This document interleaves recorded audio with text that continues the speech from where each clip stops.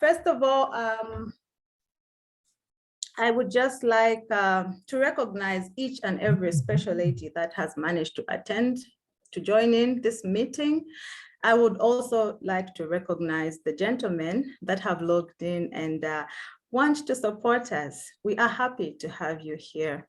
And in our midst, we do have the president of the Zambia Institute of Planner, Mr. Wusiko Sulwe, who is here, and I will give him an opportunity to just say hello to us. But let me just mention that this event has been made possible by the Zambia Institute of Planners, and it's been sponsored by ZIP, and we've had some great ladies working in the background to make this possible. I would also like to just recognize the Women in Planning team, who also have made such great contribution to make this possible.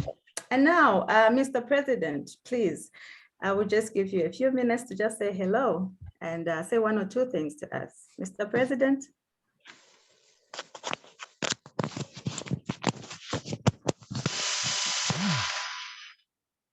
Hello, everyone. Hello. Are people there? They're quiet. Hello. Hi. Hello, Mr. President. Hi. We are there. Great. It's wonderful to, I think, be in this meeting. I'm really looking forward to hearing how the discussion is going to go. As an institute, we are very much in support of our women in planning, and we are doing everything possible to ensure that we have maximum participation of women actually in the profession. From the council side, you may be happy to hear that we are looking at mechanisms in which we can have guaranteed more female representation in the council, and we will be proposing some legislative changes that is going to guarantee gender parity in council. So when we bring that to the general conference, please make sure that you support it, because it encourages women and also supports the theme that you have chosen for this discussion. So please, we as council will support you in every way, and please feel free to reach out through our Vice President Charity, who looks at women in planning from the council perspective. So please enjoy. Let me not take much of your time. Thank you very much. Thank you. Thank you so much, Mr. President. We're really honored to have you and to have this event graced by you. Thank you so much. Okay, now before I introduce our great panelists, I would just like to recognize the other council members that are on here. I see Charity. Kalombo Charity is the vice president, like the president mentioned. I don't know if there's anyone else, but any council member from the Zambia Institute of Planners, please just quickly say hello and maybe switch on your camera if you can, or just say hello.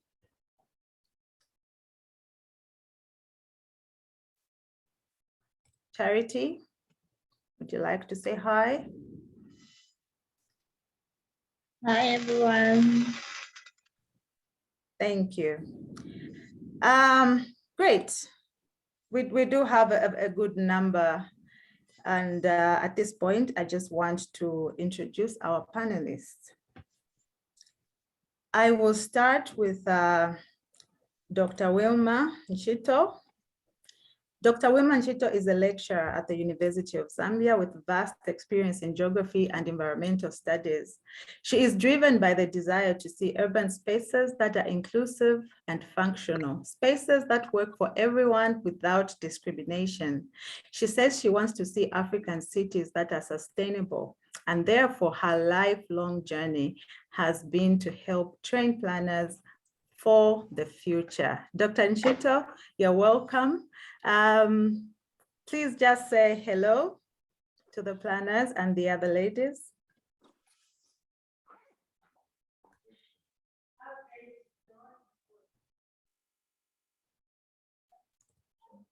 Hello, Dr. Nchito, are you there? We can see you, but your mic seems to be muted. Okay, let me see. Is that better? We can hear you now. Thank Hear you. me now. Okay, let me just not use this. Hello, everybody, and thank you for this opportunity. Great. So our other panelist is Muchimba Mambo Mvombo. She's a performance-driven urban planner with 11 years experience in Zambia. She has experience in various disciplines, including project management planning, integrated land management, water resources, and environmental management. She's worked in several local authorities and now works for the Ministry of Local Government and Rural Development as a senior planner. Muchimba loves to garden, and what else does she like? She loves to garden, and she's a personal friend of mine, if there's such a thing as a personal friend of mine. Muchimba, could you please say hi?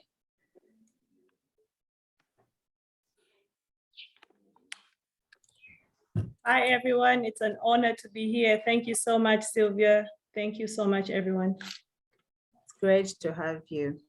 Next up, we have Ms. Gertrude Ngenda. She is an agricultural scientist. She's an expert in rural policy and project planning, as well as in policy studies, as well, and of course, regional and urban planning. She's a research fellow and consultant and lecturer at the University of Zambia in economic and social research. She says she's passionate about mentorship and advising young people. Ms. Ngenda, are you here? Could you quickly say hi?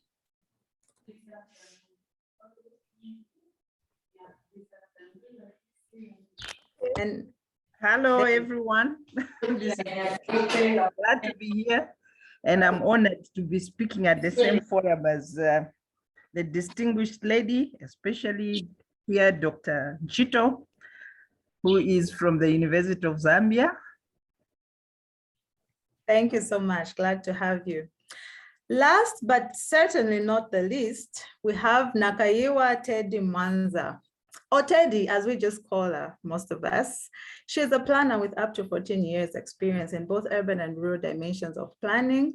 She has also worked in several local authorities. Currently, she's district planning officer at Chikankata Town Council. She's driven by the desire to see all groups of people, regardless of their gender or social status, benefit from what planning offers.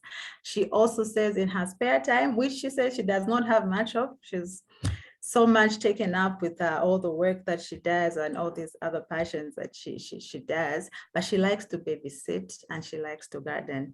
Teddy, are you there? Could you say hi?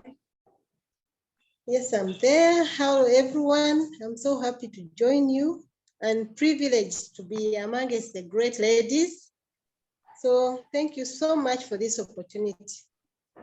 Thanks. Thank you. We're really glad to have you. So as you can see, we have a very powerful panel before us today with so much knowledge that we're all going to learn from and get inspired with.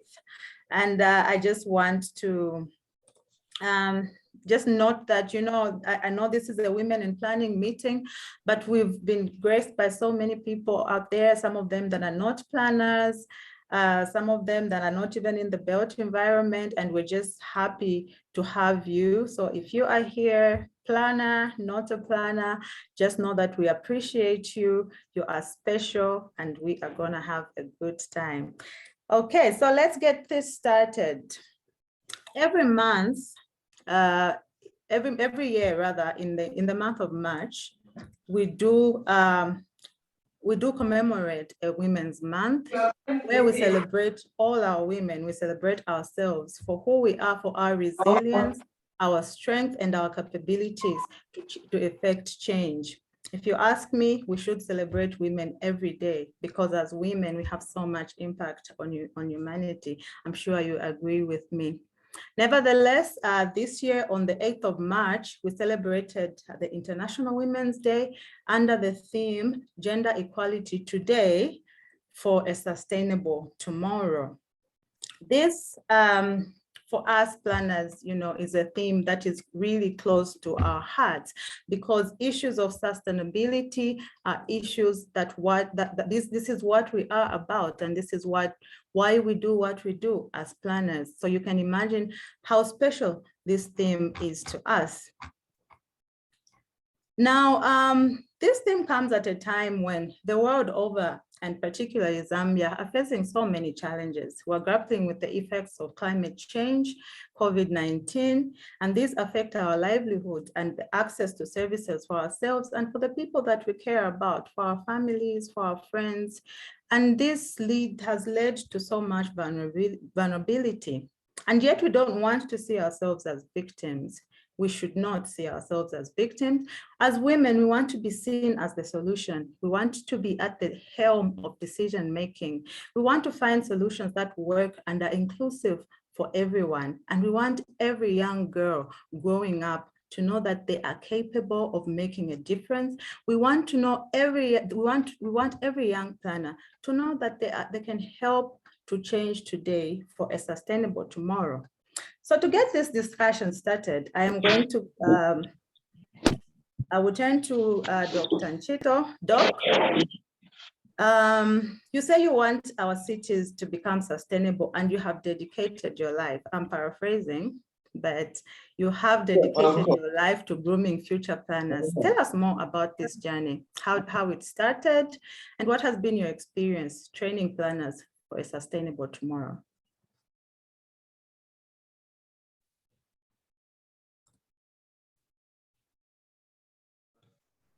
You may want to check your mic again, Doc.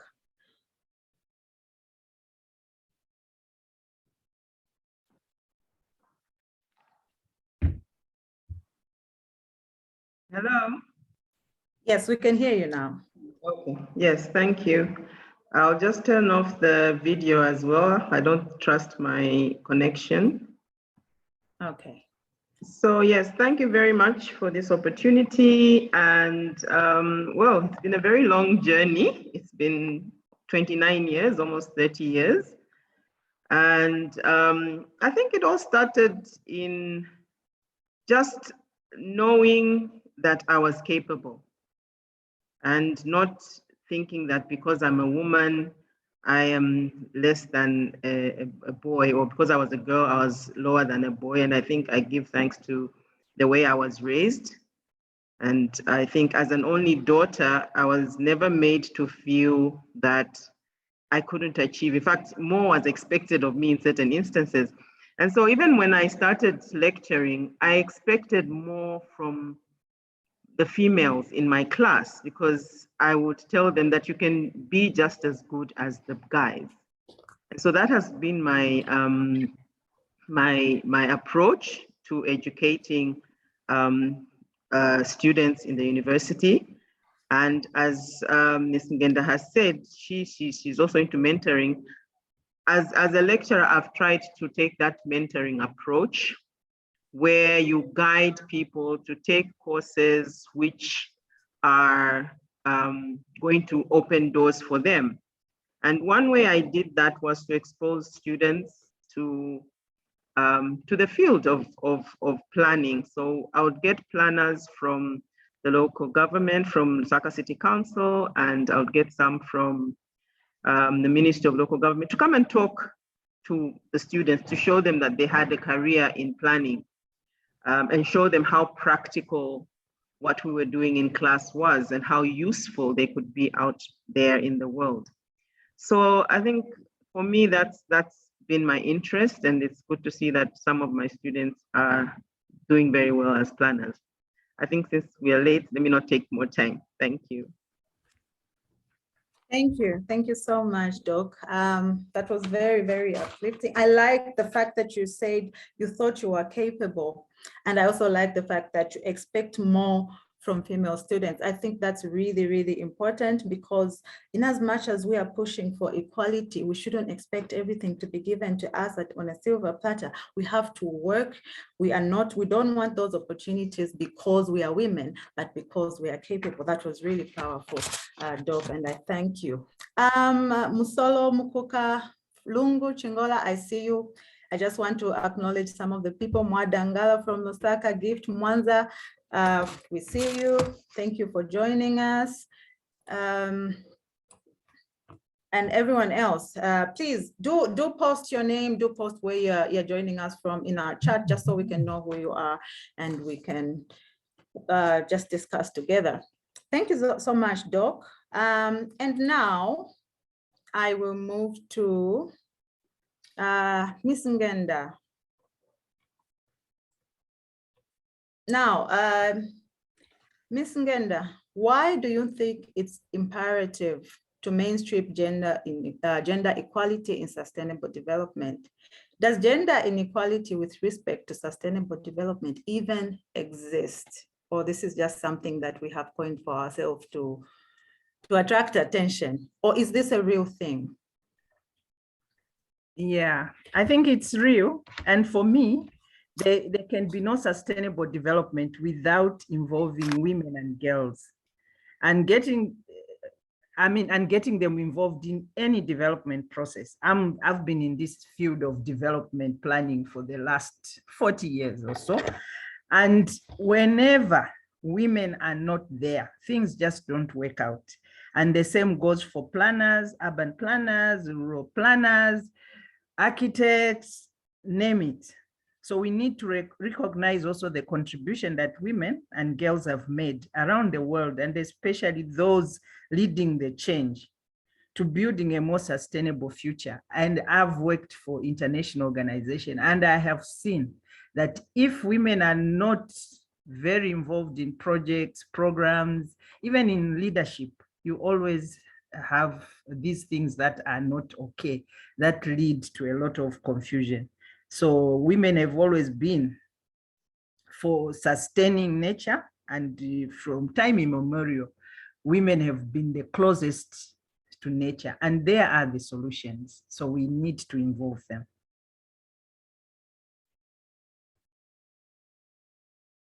So you need me to say more? Oh, please. If you want to add more, you can go ahead. Yeah, well, and also I think in the area of planning, it's so gratifying, because when we started off, I think there were very few of us, way back in the early 90s. And it was a struggle.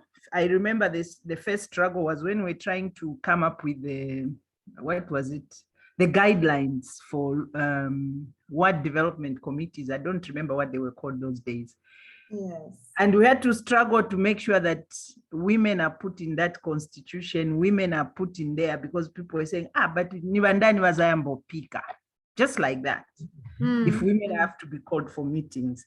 So I think sustainable development is now synonymous with women's development, inclusion, their participation, and also their recognition. Thank you.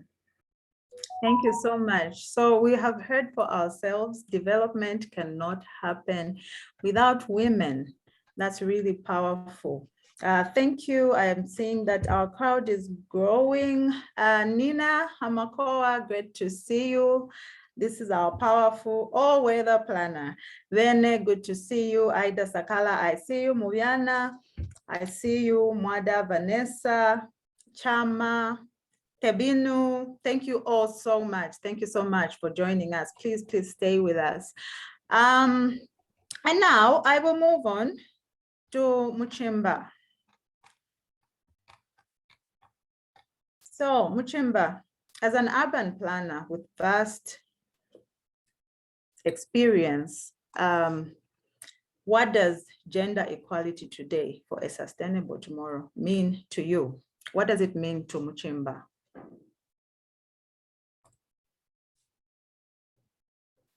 Thank you so much, Sil. Well, just as Madam Ngenda has rightly put it, there could be no sustainable development without integrating women and girls in the development agenda. Definitely, we do have certain sections of our society and our world which still try to underplay the fact that women are underrepresented. Women still face so many challenges. And for me, what it entails when we talk about gender equality, it entails creating equal opportunities for both men and women. We still have a situation where there's a biasness towards the male folk and a lot of disadvantages that are given to the female folk. So what does gender equality means? It means creating equal opportunities, breaking the bias, and actually creating a level playing field for both men and women. Thanks. Thank you so much, Muchimba. So sustainable development, gender equality means creating a level field for all of us to participate in development. I couldn't have put it any better. And now Teddy. Yes, please. Yes, so Teddy, Teddy says she has a passion to see that all groups benefit from what planning has to offer. That's what she said, Teddy. Now tell us, Teddy, what are these benefits that planning has to offer that you want everyone, you want inclusivity, everyone should be able to access. Please tell us what planning does for people. Tell us what it does for society. Yes, thank you, Sylvia. We all know, or you can agree with me, that actually planning, whether it's social, economic, or physical, shapes our environment. And when it shapes our environment, that environment that it shapes also shapes the way we live, we work, we move, and rest. So actually, it shapes how it's like it creates. It forms the basis of those principles of our lifestyle. Our lifestyle. So because of that, you see that everyone should at least have equal opportunities in enjoying this lifestyle. They should have an opportunity to live, they should have an opportunity to work, they should have an opportunity to enjoy leisure. So unless we put planning at that level where we make sure that everyone is included in benefiting that, I don't think we are going to achieve sustainable development. So as a planner who is at the grassroots level, working, let me say specifically in the rural district now, I really want the planning of today to ensure that actually it creates that basis for all of us to enjoy our work, all of us to enjoy where we live, and all of us to enjoy our recreation or our quiet time, whether you are rich, whether you are poor, whether you were lady, whether you were man. I shouldn't be worried because I'm a lady, I'm moving out there. I shouldn't be worried when I want to go and relax somewhere. I should feel safe. So that is the inclusive planning I'm trying to look at. And it's the challenge because, you know, in rural districts, especially, women tend to hold back. So how to bring them, to make them, to ensure that actually they understand this and they feel that they belong to that kind of life and they deserve it. So it's a challenge, but we are putting up efforts now and then to make sure that this is achieved. Thank you. Thank you so much. So we have heard it for ourselves. She wants everyone to enjoy what society has to offer, regardless of whether they're a man or a woman, rich or poor. And that's what planning is about. Thank you so much for that, Teddy.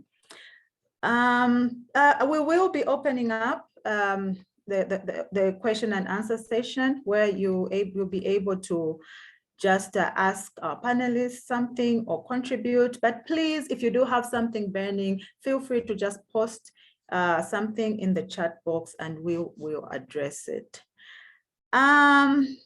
Now, let me move to, okay, I'll go back to Dr. Nchito Wilma. I know you have talked so much with passion about how you have engaged with young planners in your career. You have worked with people, you say, and you have influenced them to think that they're capable. Now, I would like to find out what has been some of the highlights in your career. What would you say that this has worked so well for me and I've really enjoyed this, so that you could just inspire us, a young planner, or even just us who've been in the system for a long time, to even just aspire for more? What have been your highlights? Thank you. I'm not sure I have specific highlights, but it's just seeing that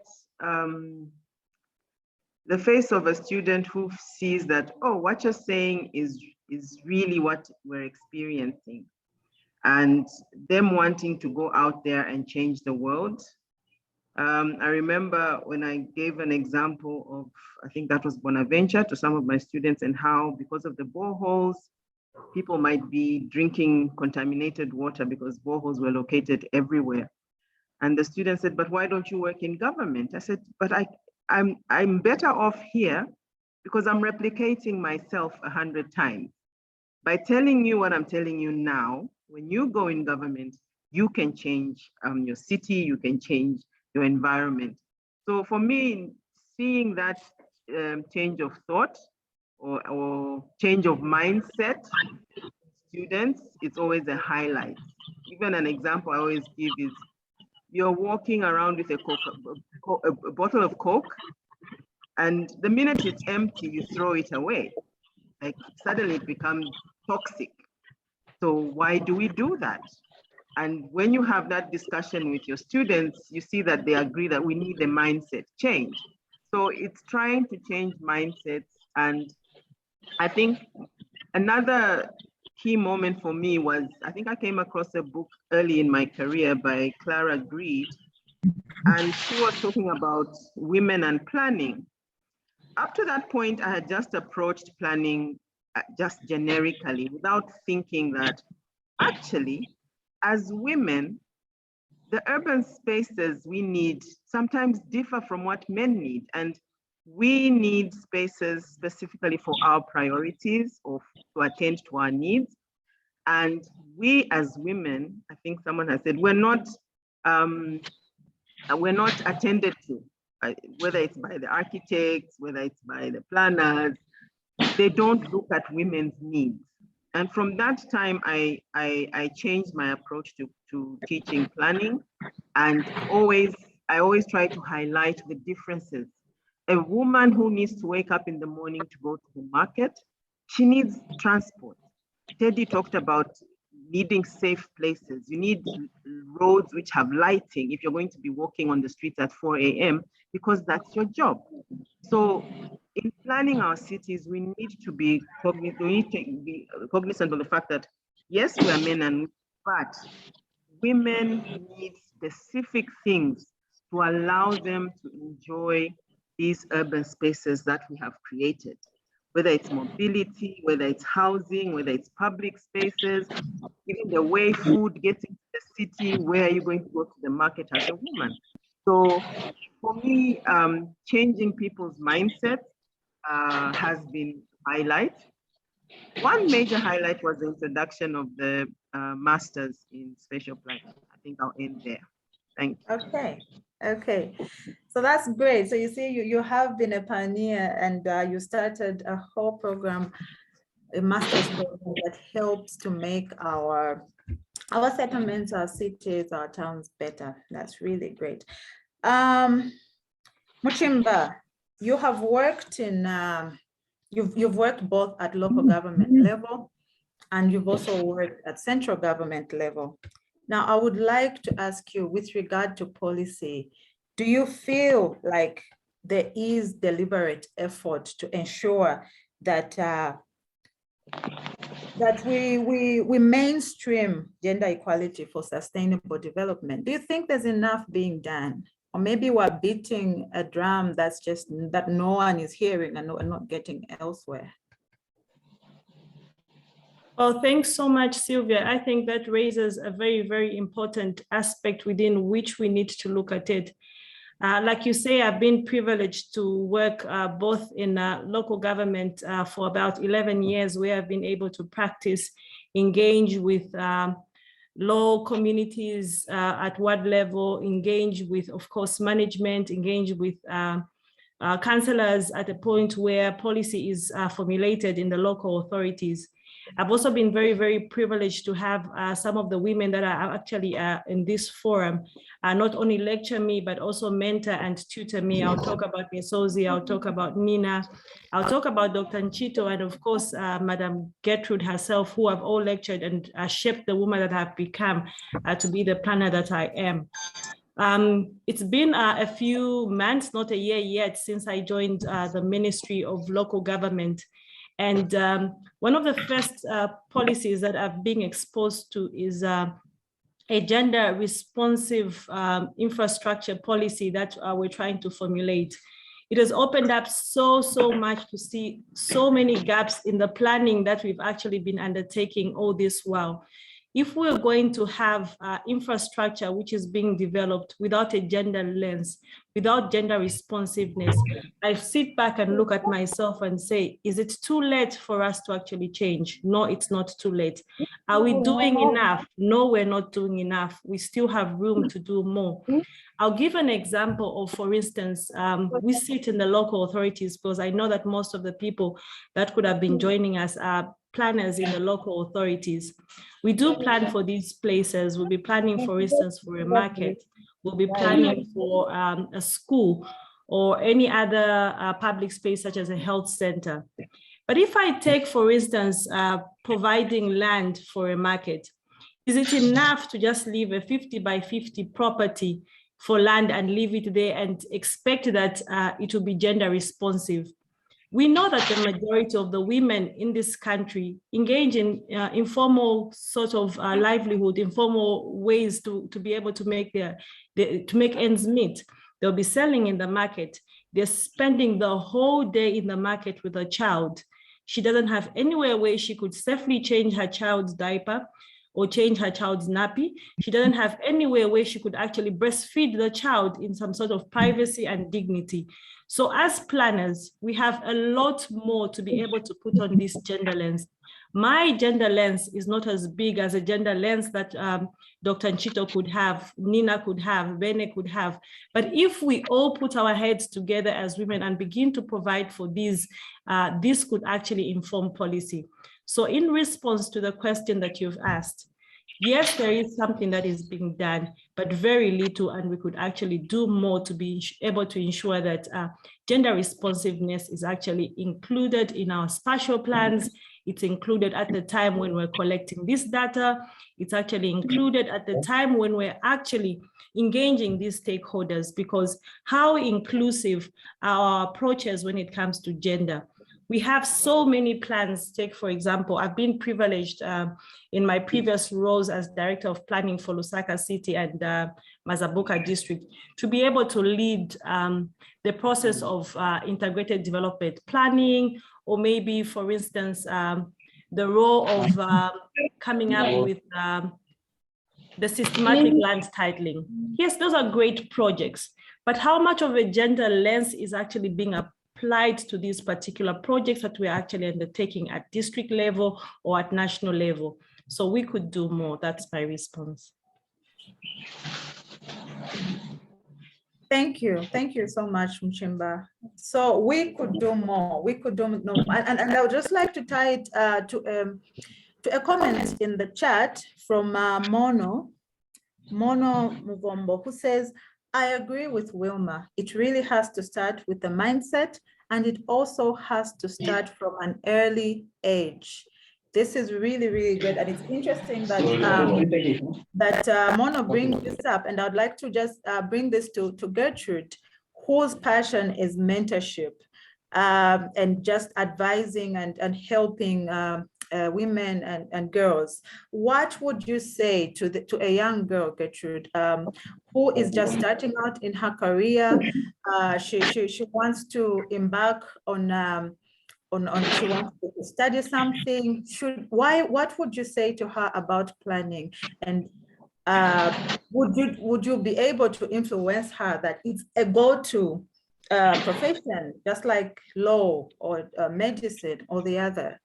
We have young people in here, some of them that are still in school, some of them that are in university. What message, Gertrude, do you have for those? Definitely. I had the privilege, again, through Dr. Nchito, to teach in this, the master's course in spatial planning.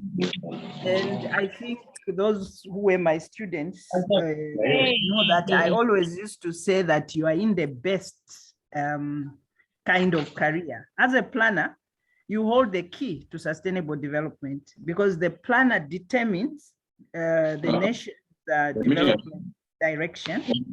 And also, One is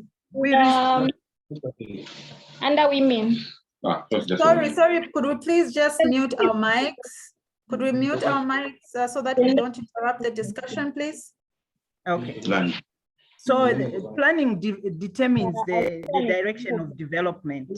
I can assure you, as a planner, you sit on the planning committee for the IDPs, for the local development plans, sector plans, and also planners now are the majority in these planning committees at provincial level when you are looking at the national development plan. And also, you can't do anything without planning. So I always advise the girls that if we are going to, there's so much disturbance. Sorry, we have that appreciation that you respond to this is that meeting, please. I'm not the host. Secretariat, could you please just mute everyone that is not speaking, please? Sylvia has been made host. You can mute Misozi and the one in Phoenix, please mute Okay, them. thank you. I've been made host. Okay. Okay, so and it's these days I feel very proud because everywhere I go, I always meet these young ladies in the councils. They are planners, and we usually have long chats because it's something that is quite interesting. And I can also tell you that planning opens up horizons. Through my planning career, I've been able to sit on international committees. I've been able to get into different disciplines based on just my planning. And I also would like to mention, I came into planning by accident because I started off with agriculture and then I did rural development. And rural development, after I did my planning degree, I quit the bank because I was no longer useful. And I think that's where my life, the one I'm leading now, has began because it was, I mean, planning is so inspiring. And I'm always telling the young girls that in planning, when you take your planning degree, you can always do so many other things because it connects almost every discipline. So my advice usually to young ladies is that see what you're passionate about, but you have the basic planning degree. After that, you can go into almost anything under the sun. I worked on the first housing policy, and that was based on my degree on regional and urban planning. And when I came back in the country, again, I was asked to work on the new housing policy, again, based on my experience from the first housing policy. So what I'm saying is that it's a very noble profession. It opens up horizons and you can do so much. And the teaching actually has even made me more marketable, even on the international scene. So young ladies, you are on the right path. Take it up, seize the opportunities, and see what you can do with those. Perfect. Thank you. Thank you so much for that. And just to add that, you know, when we talk about planners, we're just not talking about, there's various disciplines under that. It's not just someone who just draws. Planning is diverse. So like my little sister who's here is studying development studies, she should know she's a planner. Any other young lady that is here and maybe is an economist or she's doing environmental issues, you are planners and you have heard it for yourselves from Gertrude that you are on the right path. So stick to it. Thank you so much. Before we just open up, we go into the question and answer session. I would like to just switch things up a little bit and go to Teddy. Teddy, you work in a rural, it is, I know it's, Chikankata is very close to an urban area, but it's taken as a kind of a rural town. What would you tell us about your experience with the women with regard to, you know, like our focus in our theme is our resilience toward issues of climate change, towards issues of COVID-19. How do you think they're impacted and are they enabled? You know, do we help? Are we doing enough to help them to be resilient, especially that they're in a rural dispensation? Okay, yes, actually, in a rural dispensation, gender issues are in, okay, there are still gender issues, but we look at them, the lens that I think professional planners should use, I think they need a different gender lens when tackling the issues of gender in the rural setting. So for example, you know that actually, like even traditionally, sorry to say, almost women do everything. They're in production, they are in distribution, and they are in disposal. So which means they must farm, they must transport the products, and they must dispose them or find market. So in a situation like that, you find that actually they really have a very huge burden with regard to how they conduct their lives. So, and with this issue of climate change now, it has worsened things. You see that most of them depend on nature, and where we are now, nature cannot now support most of the women in the rural settings. So you find that opportunities like education for a girl child is now becoming a very serious problem because girls are made, they have to put in extra effort to manage the activities that they are given or the responsibilities that they have to handle. And because of the challenges of climate change, you find that the activities now need more time. So at the end of the day, you see that actually we see more levels of dropouts. The dropouts in girl child is higher, even when there are several efforts of NGOs and whatever activities that are being done, but we see that actually the numbers are just increasing. So even with regard to economic status, we see that actually most women are not doing very well. Even if there are several efforts, you see that they cannot, they work quite all right, they work so hard, but still because of the maybe traditional norms, you find that the money always, the one who makes the decision is always the man. And given that we are in a rural district, sorry to say, which emphasizes maybe pastoralism, you find that actually issues of the needs of the women may not be catered for, but now issues of how to protect that what is close to their heart, the cattle and other things, you find that most of the resources, instead of being pumped into helping these people, goes towards them, you know, viewed, kind of what male viewers if as the very important assets of the in as far as helping women. And I think we need of a challenge and complex, but we need to do more And we really need to rely so much. Government has to come in, I think, strongly come in with very, very strong legal policy to ensure that actually the women are not really become too vulnerable at the level that we cannot lift them up. But all the same, we are doing our best. For example, the government has come up with these initiatives of CDF. So that's where now planners, us planners, especially women planners, have an opportunity now to lift our women. So what we are doing most of the time, we make sure that actually the woman voice is amplified. Make sure faithful in the decision making. We try to pull them. Actually, we just pull them, not even, we are not just encouraging, but we make efforts to pull them. So which means if you need a representation of about 30, we make at least 15 women, and then 14, maybe 13 or 14 men. So there are those deliberate policies to make sure that actually we are pulling the ladies to come in front, to make sure that actually their voice is amplified. They say something. There is also an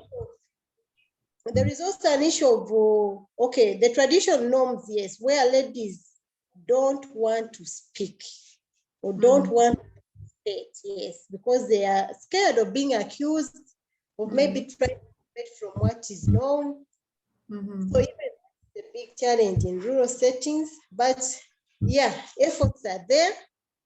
We are relying on is this to make sure that actually in the WDC, we make sure they are there and they make they will deliberately increase their numbers, and even these other engagement programs, we deliberately engage their numbers. So we hope maybe when we continue with such efforts, a change will be seen, not today, but maybe in the near future. Now, thank you so much. Thank you so much. So the efforts are there, but we have to rise above those traditional norms that bring us down. There's traditional norms that we could embrace, that help us to that emancipate us. But those things that bring us down, we should be able to rise above those. Thank you so much, Teddy. Charity in the comments. Charity says, "Thank you, panelists. You really inspire us." And wow, Becky Temba, I think, says, Muchimba is right. We need to do more. The policies once in place, we need to implement. However, we have kind of lagged behind in implementation and enforcement. How are we going to make a difference? So she says, we do have these policies, but we're not implementing them. So we are not making a difference. Muchimba, do you want to react? Yes, please. So I think Mr. Mbisa makes a very, very, very important challenge with regards to the fact that there's always been this saying that as Zambia, we are some of the pioneers of great policies. We have amazing policies. We have countries such as Rwanda who come and learn from us, go and implement these policies, while we'll have these policies actually shelved. At this particular point, I did like what, for instance, our president said in his opening remarks for this particular webinar. He says, we are going to change legislation such that it has a deliberate policy to include a certain threshold for women with regards to representation in the ZIP Council. Yes. I look at the statistics, take for example, for 2021 for registration of Zambia Institute of Planners, you find that about 60% or about 70% of the registered members are male, whereas 38% to about 40% are female. We still have numbers which are very, very low. Even when it comes to implementation, when the numbers that are going to try and pursue issues that have a gender face to them, whether it's the fact that we need to include safe spaces for women, we need to include gender sensitive spatial plans, we need, when our environmental planners are reviewing EIAs, environmental impact assessments. How is it that they are looking at how women and children, for instance, the disadvantaged members of society are actually going to be affected by some of the projects that are coming in? It's a lot of work that we need to do, but we need as women and as practitioners to just put on this gender lens and ensure that this legislation that is in place needs to be actually applied. It might not be easy. I have worked in an environment where even when you begin to discuss issues to do with women, the room changes. For some reason, the room changes. It's something that is not very easy to put your hands on to say, what's changed? Because I discussed that women need to be represented. You see that women, you know, so it's all those issues. So how best do we actually lobby for it? How much do we create awareness? So how are we going to make a difference is first, we need to create as much awareness about the disadvantages or the discrimination that actually exists before we can make any progress. Without awareness, without creating knowledge, we will not get any of these plans that we are formulating actually to be enforced or actually be implemented. Thank you so much, Mr. Mbisa, for that comment. Thank you so much. And Mr. Mbisa, we appreciate you. I would just like to recognize in our midst the immediate past president for the Zambia Institute of Planners, who has joined. Cooper, do you want to say a quick hello to the ladies if you're there?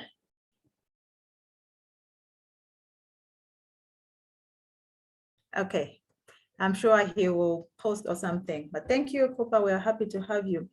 Now, I would just like to open up the discussion to the audience. If you have a question, please just click the raise hand button and then we will call on you and you can ask your question or make your intervention or observation or anything.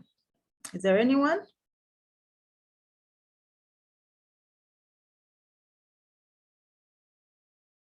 Anyone with a question?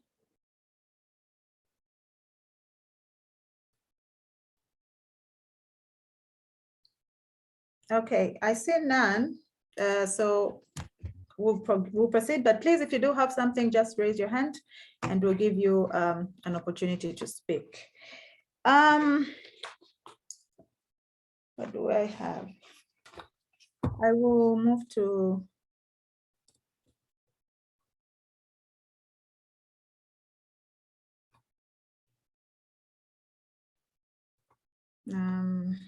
okay, I will go to Dr. Nchito. Dr. Nchito, I will keep referring to the fact that we are the people that like the people that are teaching, the people that are mentoring, are aspiring to raise a generation that will be impactful in the future, that will be able to influence things, that will be able to basically make a difference or ensure sustainability. Dr. Nchito, are we on the right track? Are we laying enough of a foundation right now for our young people to come and take up the mantle and be able to do what they need to do? Are they even aware that there's that expectation on them? Thank you for that question or background. I think, yes, to a large extent, we have done enough. But there's a bit more that needs to be done. Because yes, people are getting more knowledge. I'm sure those of you were, whichever university you were at, when you look at the things people are studying today, you're like, wow, we never learned these things. You guys are really learning. But there's a difference between head knowledge and being able to practice what you have learned. So I think what we need to ensure is that we're making that linkage between what is being taught and what people are going to be doing practically. And I really liked Teddy's description of what she's facing. That's real life. And I don't think in our planning, we take people to rural districts. Okay, so for a lot of our planners, the first time they come across a rural district is when you're posted to La Vishimanda or something like that. So we are doing quite a lot, but it's not enough. But then we can't do everything. As an educator, I know, well, like whenever I come in, when I have first years, I always tell them, tertiary education, 40% is what you get from class. 60% is what you teach yourself. And that teaching of yourself must continue even after your graduation. Are we equipping ourselves? Yes, you've been trained as a planner. Have you continued improving yourself? Do you know, are you conversant with the URP? Are you conversant with all the legislation that is in your field? There's a housing policy now. Do you know, can you pick up the housing policy and start demanding for housing in a rural area because it's in the policy?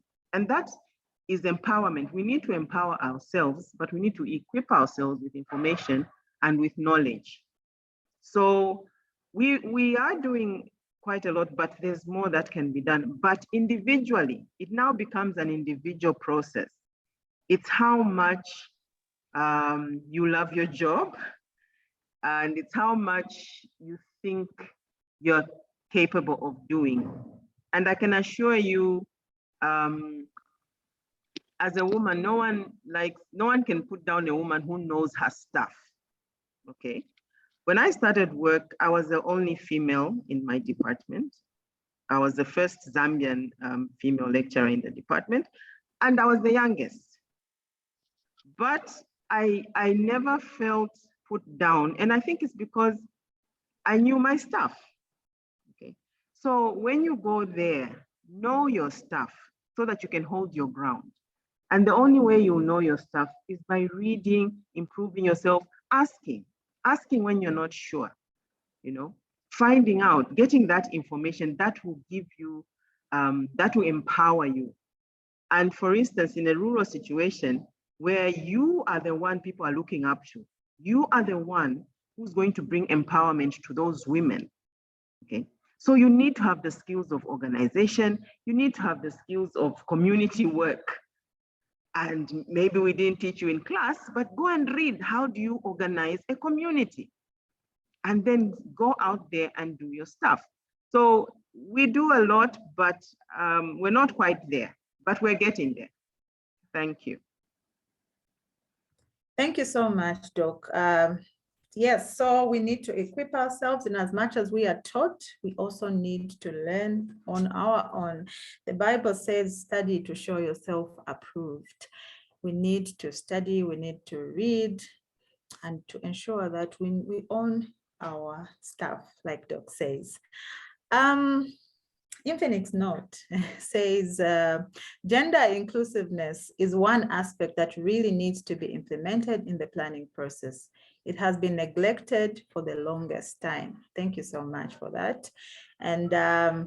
Mbuyiswa, we just want to appreciate how you are so interactive. He says, how are we going to make a difference in the rural areas where it's not easy to traverse? To get through to the young ladies who spend hours doing home chores, how is ZIP going to help, especially planners like Teddy Mwanza, to make it easier? So this is a question to ZIP. I know we have a panelist, but maybe before one of our panelists can come in, I'm going to throw this to one of our members from ZIP. Charity, would you like to respond to this?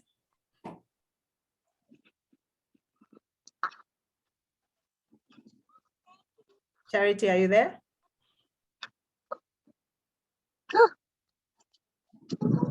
She's not there. Yes. Okay, great. Yes. Would you like to respond to how ZIP is going to help planners, especially those like Teddy, to make it easier to get through to our young ladies who spend so much time doing house chores? Yeah, thank you so much, Mr. Boisa, for that question. As much as it comes to ZIP, I think it's also to look at what each one of us can offer in trying to help one another in this profession. ZIP has emphasized the need to network. So this networking is not only restricted to individual levels, but also to professional levels. Like if I don't know how to write something, I should be able to reach out. And ZIP has provided that platform for everyone to engage. It can be through WhatsApp, it can be through all the membership that is put together, and you get in touch and you get to write on that information that is missing or the help that you need.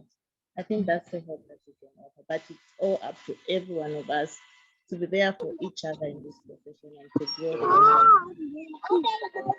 Thank you so much, Charity. Before I get to Doc, Nina, you have your hand up. You can go ahead, please. Yes, good afternoon, everyone. Good afternoon. Yeah, what I wanted to just say is that on the question that Mr. Mbuisa has asked, we don't work in isolation as planners, and we need to make sure that we find out who is it that the people respond to more. So you find that people sometimes respond more to either church leaders or the area political leaders or the chiefs or headmen. You would actually do well to work closely with those people to get to the girl child that we would like to uplift and try and understand what it is that is being done for them and how they can respond. You will see that we have various ministries that work in different areas, and the Ministry of Community Development is very key. So we need to stop working in silos and understand what programs our colleagues are doing in these rural areas and see how best we can work together with them. It's very difficult to start talking about planning matters before you answer the basic needs that someone is looking at. Those girls are collecting water, firewood, and whatnot because of simple issues of basic needs.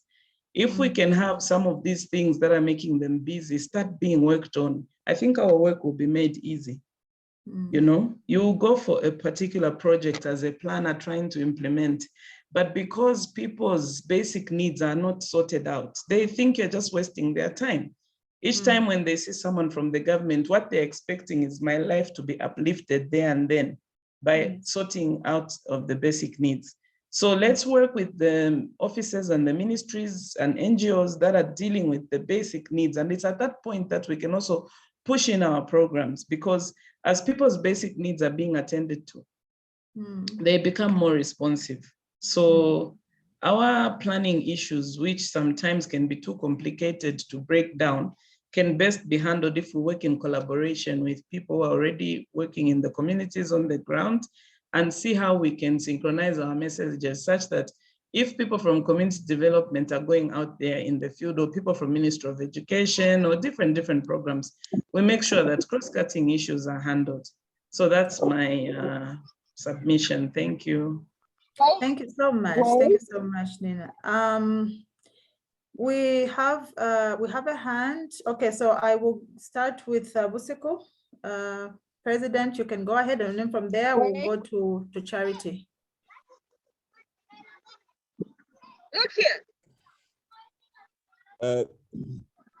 Thank you very much for giving me this opportunity once again. I think just riding on what Nina has said, I had the same thought, I think, about networking and looking at these cross-cutting issues.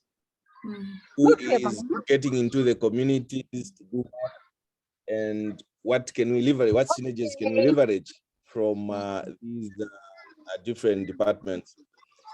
What we see, I think, in terms of planning, what we want to actually see is a situation where we have a holistic approach from the planners who are in the offices, those that are in the rural areas. We've got extension officers, we've got community development officers, those that we can actually speak to and be able to deliver to them the message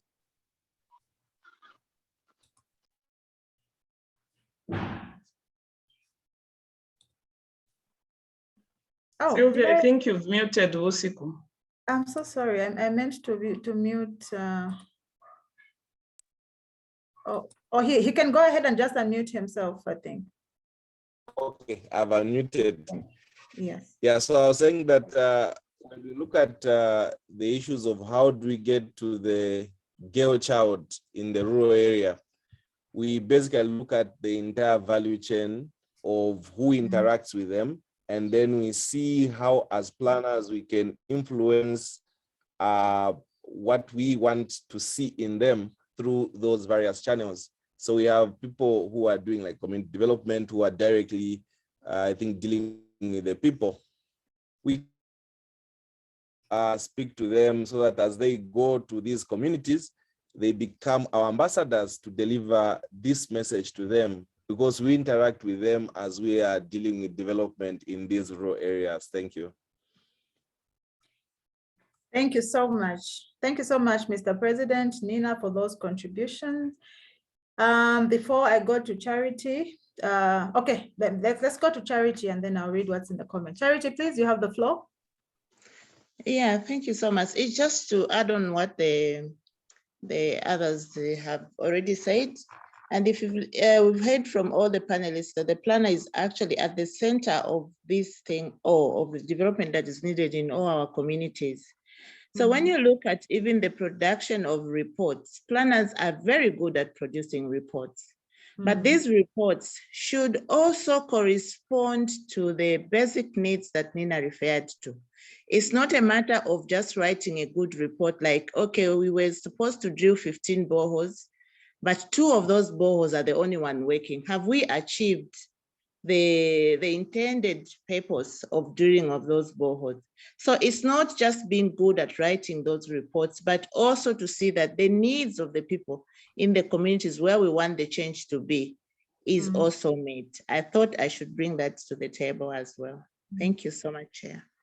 Thank you. Thank you so much. So planners are at the center. We must ensure access to basic needs, and we must also work with stakeholders, bring stakeholders on board to be able to do this. So Gertrude Ngenda in the comments section says, perhaps ZIP could have outreach programs for rural councils, work in rural areas and sit with the women and talk to them about women's empowerment, and that it is just the meeting of the basic needs. After these are met, they can move on to the next level. So Gertrude Ngenda suggests that perhaps we could think of outreach programs as ZIP. There's a challenge for you there, ZIP. Okay. She says overtaken, but nevertheless, that's still a valid contribution. Thank you so much, Gertrude. Do we have any other contributions?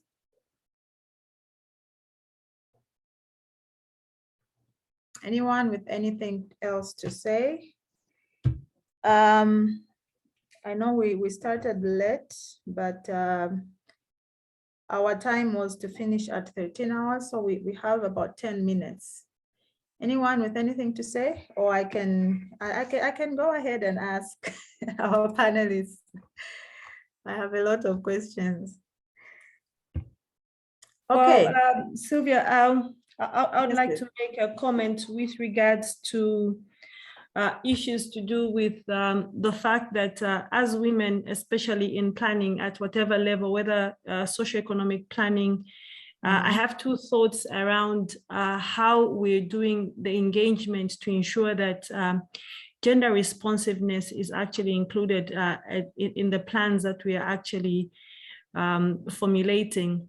I think it has to go beyond just the fact that for example, the new CDF guidelines require that a certain threshold of women should be admitted to a committee. Yes. It's about thinking through as planners how inclusive or how thorough these processes of bringing in these women are. We did hear some comments of not really the girl child who's at home doing house chores, but there's all these women who have several roles. The woman is in the market and you're calling for a meeting. during a time where she's actually at the market selling. Do you think that some of this engagement that we're actually doing is as inclusive and is recognizing some of the various roles that women actually have? So it's about trying to see what our timings are when we're calling for these meetings that require stakeholder engagement. Then another thought that I had about the academia especially is that, and ourselves, we need to change the traditional thought that we have for planning. You know that we've been challenged that most of the cities that we are actually planning for are male dominated. They're much easier for a male to actually traverse some of these cities. I just take a look at the Chilanga Lusaka roads. Take, for example, Kafue, commonly known as Kafue Road or the Great North Road. It has these pillars. I do see men climbing over it to cross at any point. Yes, it's dangerous. But if you have to look at the way that road in itself is designed, how long will it take for a child who's walking to school across from Makeni heading into, for instance, Chawama to be able to cross that road safely? So it's all these issues that we need to actually be able to say, these traditional planning approaches to spatial planning, or is it environmental planning or socioeconomic planning, really needs to have a lot of thought put into them if we have to make a difference. Because right now, if we're not innovative and we don't change, we won't do much to be able to serve the needs of the females and the women that we actually meant to serve. Thank you so much, Muchemba, for that. Interesting that you bring that up, and having to have gender inclusive development or gender inclusive planning. What comes to mind right now is some of the footbridges that we have. There's one at, for instance, there's one at Manda Hill, there's one at Kafue Road, one at Unza. And you know, the intention was to help women, to help children, especially when they're crossing, and generally everyone. But you see, people can't cross because they're afraid of being mad. So if you're a man, you have more chances of using that facility. But as a woman, it's a no-go area. As a kid, a no-go area. So these are, I think, some of the issues we can look at. So how consultative was it? Did we consider gender inclusiveness when we're making these plans? So I think that's a very important point. Thank you so much, Muchemba. Do we have any other interventions, observations? I see none. So we have about 5 minutes, but I think we can wrap up our discussion. I just want to thank everyone that took the time to be part of this, this webinar. I think it's been very progressive. We've discussed so many pertinent issues that I believe if we do put them into practice, they will propel us forward. Hoping that ZIP will take into consideration the issues that have come out and just strengthen the advocacy for these things. I believe that this webinar is being recorded, so we do have things on record and it will be easier for us to follow up. Please, let's continue with the engagement. I would like to just issue a special thanks to the panelists. You have been most engaging. You have been most, you've given us so much. You've given us so much information, so much wealth and insight, and I would like to appreciate you. So at this point, I would like to just call upon Charity. Please, Charity, could you just wrap this up for us and close the meeting? If there's nothing else being said. Oh, sorry, Charity, before you close, I would just like to ask each one of the panelists to just say one thing in closing, just in under a minute each. We can start with Dr. Nchito. Thank you. Once again, I'd just like to say thanks for the opportunity. And I think as women, we still need to raise the volume and speak up for those women who are not who need our voice to be heard. So let's speak out for them. And even as we plan in those offices, let's point out the things we pointed out here. That were you thinking of a woman when you were planning this bridge and things like that? And one way of doing that is by documenting, publishing our experiences.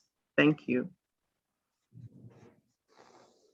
Thank you so much, Doc. Gertrude, last words. Yeah, my last word is that I think we are getting somewhere. The bias is breaking because based on where we came from, I think we are getting somewhere, but we need to work harder. Perhaps we should just have guidelines, a checklist that we can distribute to the councils to say if a new project is here, tick, tick, tick. And if the ticks are not there, it means this project is not responsive. Because believe you me, the planning of Lusaka is totally gender blind, starting from the housing estates to the roads, to the markets. I went around Comesa, they are building small little things, totally unacceptable, not conducive for women. And we should look at those things that are in our everyday lives. You are getting the women from the floor. Now you are putting them in these small little rooms, which are on the second floor, the third floor of a very funny building. I don't think we can accept that as women planners. Thank you. Thank you so much. Teddy, any last words? Is Teddy here? Muchimba, any last words? Yes, please. Thank you so much for the opportunity to have been part of this panelist discussion. I think in closing, I would like to say that we need to understand that we don't have the power to change day to night, but we need to do so much to continue to raise this awareness. When we do sit in these offices that we do, that we are privileged to be in, or in these institutions that we serve, it is not about myself. It's about that vulnerable woman that doesn't have a voice that is as loud as the ones that you have sitting in that particular institution or in that office. So what is it that you're actually doing to actually bridge or reduce that gap for all the challenges that every woman that has to wake up at 04 in the morning without any form of safety to be able to get to that place? So I think it's a challenge to all of us. And I just hope that we'll continue to raise the awareness and ensure that gender equality is actually achieved. Thank you so much. Thank you so much, Muchimba. We don't have time to actually discuss what's in the comment section, but I can just read it out. What about gender-based violence? How is it being addressed by ZIP, especially now that it has high rise in cases of women? So ZIP, that's food for thought for you. Nina says, just an encouragement to all the ladies, stop whining. She says, the world out here is tough, so take Doc Nchito's advice and work hard. Thank you so much, Nina. Gertrude Ngenda says, I think gender responsiveness and inclusiveness goes much further. It goes to buildings, the roads, the housing estates, the way they are designed, etc. How responsive are they to women's needs and everyday lives of women? Thank you so much. We have another one from Mr. Mbuisa who says, Gertrude Ngenda, you are right. Thank you, women. You need to be more interactive and help each other. A deliberate move to be all inclusive. Thank you so much. So at this juncture, I will just hand over to Charity, although I'm not seeing her now. I hope she's still here. Yeah. Oh, great. Yeah. Thank you so much. Charity, I will hand over to you to just close the meeting. Thank you, Sylvia. You've been a good moderator, and thank you so much for putting this out and for getting us all together to talk about gender equality for a sustainable tomorrow. It was really a great discussion. As I go from this discussion, I can assure you that I'm inspired. I'm checking myself to see that what I do is actually there to respond to the needs of my community, or also to build my community in a different way. Thank you so much to our panelists and for coming onto this panel. at a short notice. I really, really value all of you. And I want to assure you that ZIP is your voice. And please do not hesitate to get in touch with us. If there's anything that you want us to speak on, we are there to speak as ZIP for all the issues that you want us to engage on. Thank you so much. You were lovely. The audience, you were also lovely, and it was very engaging. Thank you so much. Okay, thank you. Bye. Bye. Bye.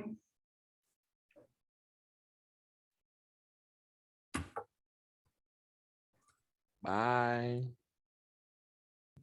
Thank you so much. Bye.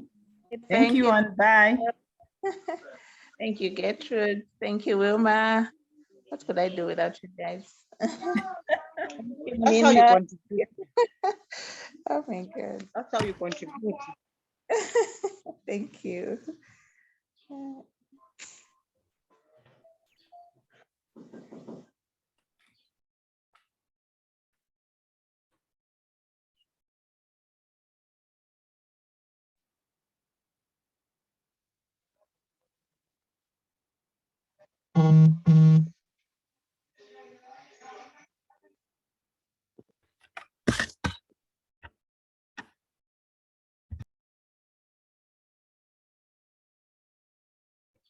Tarsila, please prepare the recording so that we can share it with others. Are you in the meeting?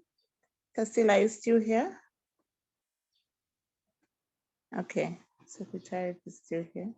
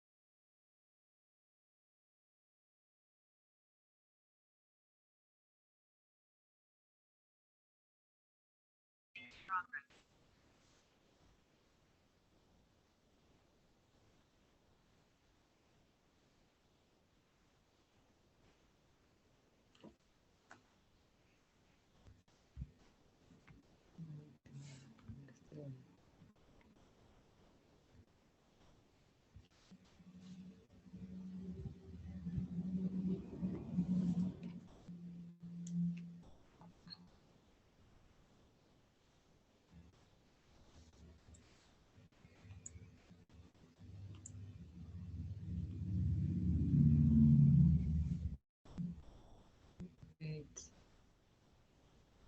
6, 4, 7, 2, 3, 9, 4, 5, 5, 1,